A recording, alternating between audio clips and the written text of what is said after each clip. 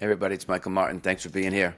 Sorry I'm a day late with this, just super busy with stuff. I was actually out visiting with some of my friends and colleagues and a couple clients who are on the institutional side. And one of the things that we were talking about was, the summer can be slow. And it was remarkable that so many of them didn't have trades on. They had, continuation trades of positions that were already working out. But a lot of the setups that they had been trading have stalled. And that's kind of the seasonality of the summer. Now, some of you who are day traders or scalpers might call BS. It's just a different style. But for other, position traders or this and that, sometimes they have to sit on their hands.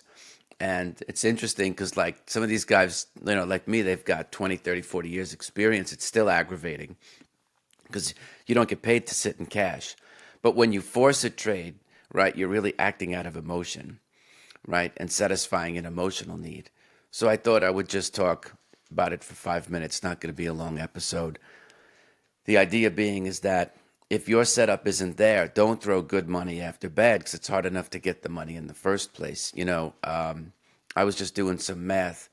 I started with 5K back in the late 80s. That's the equivalent of about 13,000 today, to give you context.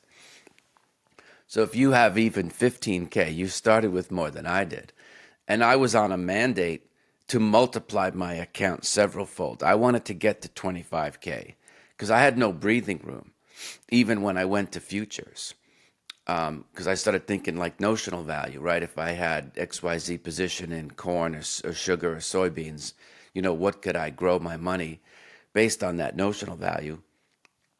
And so I started to think a little bit outside the box. I had a position sizing calculator.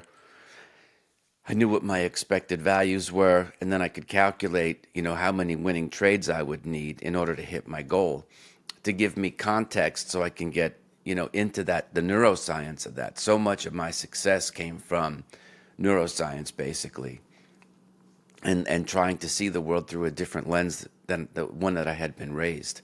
Because your environment is such a huge impact on you, like on how you see things, how you perceive things, whether you know it or not. So that's why I like to say, it doesn't really matter what you know about trading if you don't know who you are. Reading another book, taking another class, learning about another setup is not going to help you if you don't know, your why, and if you don't have a good mindset going into the trade. So that takes a lot of work. That's why the program's 12 weeks, because it takes, they say, about 61 days, depending on the source of your data. It's about 2 months, 60 days to, change a habit, because it feels comfortable. You're used to it. You might have seen other people do it. But now's the time to start thinking about conjugating your behavior with what you want, because you're in a lot more control than you think.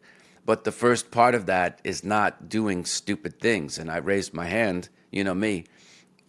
I'm not immune to it either. I just know better to sit back and say, okay, this is the seasonality of the stock market.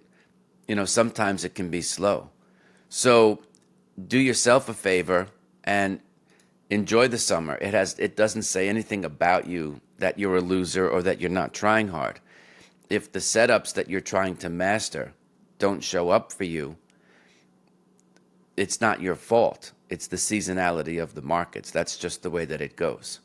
And, maybe you can go back and review some of your trades. I like to do a lot of self-study, a lot of self-reflection. I've been reading and rereading any number of books. My gosh, I'm almost reading a book a day. I'll share with you the list. Some of them have nothing to do with trading. I just reread Sting's book called Broken Music. I know Joe Gottler, who helped him with the book. Joe's like a literary agent who, I think he does Elmore Leonard, right? So the books that become movies ultimately are the kind of things he works on. I reread Ace Greenberg's book, this and that. I went back and saw Stan Weinstein's book, took it to the beach, kind of perused it for this and that. I reread Taleb's first book, Fooled by Randomness. So I'd rather be trading, but if nothing's going to be there, I'm not going to lament about it. I'll just wait for the tide to turn, come back when the seasonality is there, so to speak, because it's there in commodities. It's kind of there in stocks too. The point being is that it brings a certain level of maturity to your own behavior, and you show yourself enough self-love that you don't have to act out of emotion and put on trades to feel like you're part of the action, right? There's nothing wrong, even if you're a day trader or a scalper, to take some time off if your setups aren't there. It just makes you more aggravated, and then what's left when you put on the trade or lose money? I've been there. What do you say? I had no business being in this trade in the first place. Why is this happening to me? I acted stupidly. So for me, follow that advice, sit on your hands, take a couple of days off, enjoy the summer, go to a ball game, go to Central Park. That's what I used to do.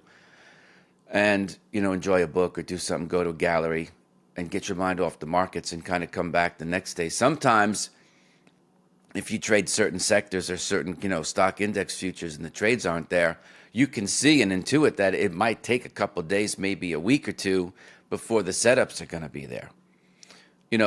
So learn to live with that, because again, the money that you don't lose, you don't have to earn back.